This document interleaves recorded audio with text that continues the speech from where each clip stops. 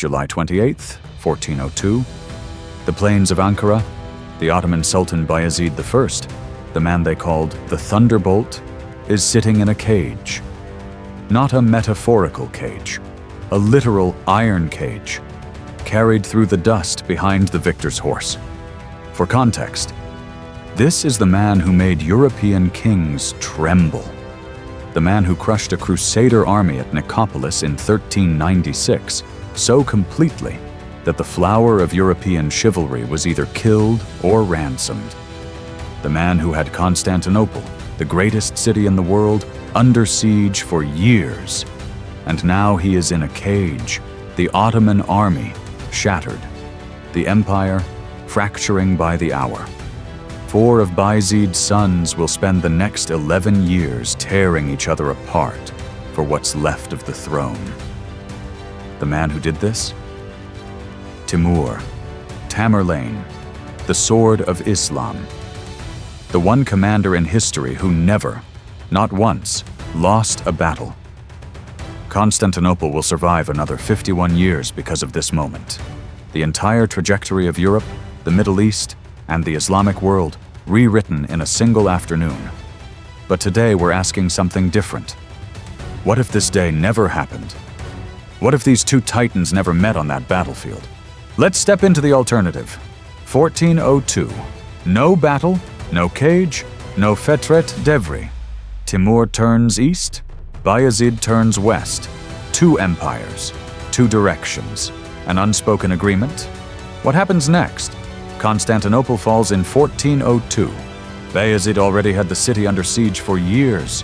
He was close, dangerously close. Without Timur pulling him east, without his army being destroyed, the siege continues. And a city that can't be resupplied, can't hold forever. The walls of Constantinople come down, 51 years earlier than history recorded. The Eastern Roman Empire, the last ember of Rome itself, extinguished. Think about what that means.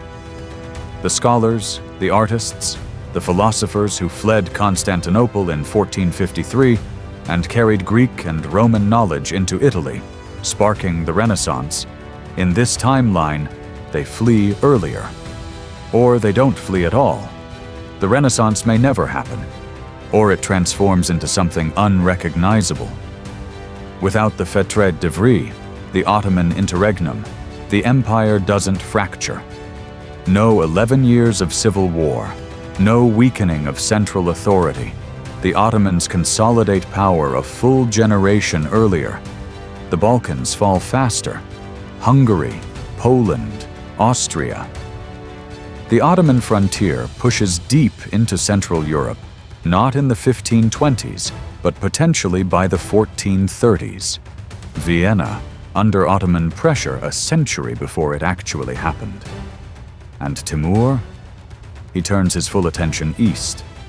The Timurid Empire, already vast, expands without the distraction of the Western campaign. Central Asia, Persia, Northern India. The Silk Road under a single unified power. Trade, art, architecture. Samarkand becomes the undisputed cultural capital of the world. 2 Islamic superpowers, one dominating the West, one dominating the East. No conflict, no wasted armies. The Islamic world at its absolute peak, simultaneously. Now you might be wondering, if this alternative sounds so logical, so mutually beneficial, why didn't it happen? Why did 2 of the most powerful Muslim rulers of the age destroy each other instead of dividing the world between them? The answer is complicated and deeply human. First, the question of fugitive lords. When Bayezid expanded Ottoman territory through Anatolia, he absorbed and effectively destroyed several Turkish beyliks, small principalities that had existed for generations. The rulers of those beyliks fled. And where did they go? To Timur. Timur gave them shelter, protection, and a political purpose. He sent word to Bayezid, return these lands, restore these lords. Bayezid's response was essentially, no, and who exactly do you think you are? This was not just a political refusal. In the language of power that both men spoke, it was a declaration. Second, the letters. The correspondence between Bayezid and Timur is one of the most extraordinary and catastrophic exchanges in history. Both men wrote to each other as if the other were a subordinate. Timur questioned Bayezid's legitimacy as a ruler. Bayezid responded with personal insults, called Timur a wanderer, a bandit with an army. These were not just words. In the courts of the medieval Islamic world, a letter was a public document, read aloud, witnessed, recorded. An insult in a letter was an insult before the entire world. Timur could not let that stand, not because of ego alone, but because his authority rested on the perception of absolute dominance.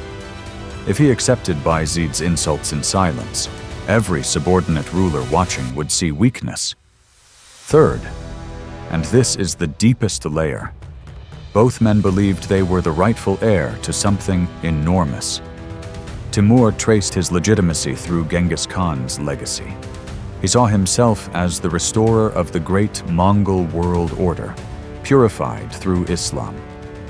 Bayezid saw himself as the Ghazi Sultan, the warrior of the faith, the sword of Sunni Islam, the man destined to conquer Rome itself.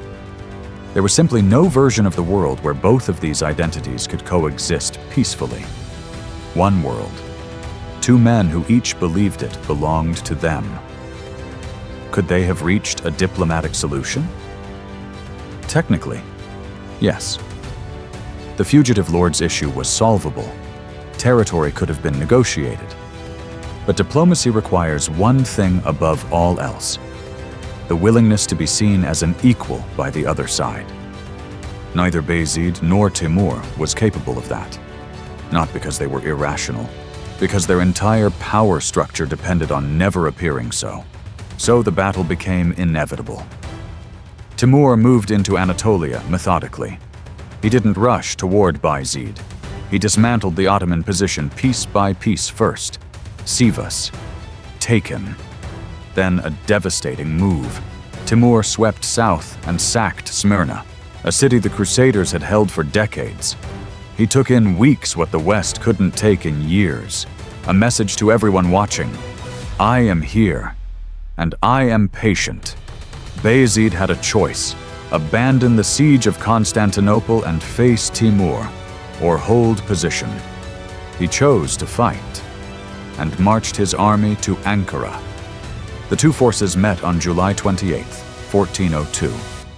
Ottoman numbers, somewhere between 70,000 and 85,000 men. Timur's force, estimated at over 140,000, including war elephants from his Indian campaigns. War elephants. The Ottoman cavalry had never seen anything like it, but the numbers weren't even the decisive factor. Timur had done something far more damaging before a single arrow was fired. He had made contact with the Anatolian vassals fighting under Bayezid's banner, the very lords whose lands Bayezid had taken, and he offered them a simple deal. Come back to me, and your lands are restored. In the middle of the battle, entire Ottoman divisions switched sides, not deserted, switched to Timur, mid-battle. The Ottoman line collapsed from within. Bayezid fought, retreated into the hills with his personal guard, was captured before nightfall. What followed was 11 years of catastrophe for the Ottomans. The Fetret Devri, the interregnum, 4 sons, 4 claimants, one broken empire. Mehmed I eventually emerged victorious in 1413, but the damage was done. A generation of Ottoman momentum lost. Constantinople given half a century more of life. The entire Western campaign reset. One battle, one afternoon on the plains of Ankara, and the map of the world shifted. The Ottomans survived the Fetret Devri. Barely, but they survived, and they came back. Mehmed I rebuilt the empire from nothing. His son Murad II held it together against every challenge. And then came his grandson, Mehmed II, 21 years old, looking west across the Bosphorus, at walls that had stood for 1,000 years, at a city that had survived sieges, plagues, civil wars, and the collapse of Rome itself. Constantinople. May 29th, 1453. The walls come down. The Eastern Roman Empire ended. The world changed forever. But here's the question nobody asks. What if Constantinople had never fallen at all? Not just delayed, never. What if the Ottomans had been stopped at those walls permanently? What would Europe look like? What would the Middle East look like? Would the Renaissance have taken a completely different shape? Would the age of exploration have happened at all? Next video. One city, one wall, one question. Subscribe. Notifications on, because Constantinople is the hinge on which all of modern history turns.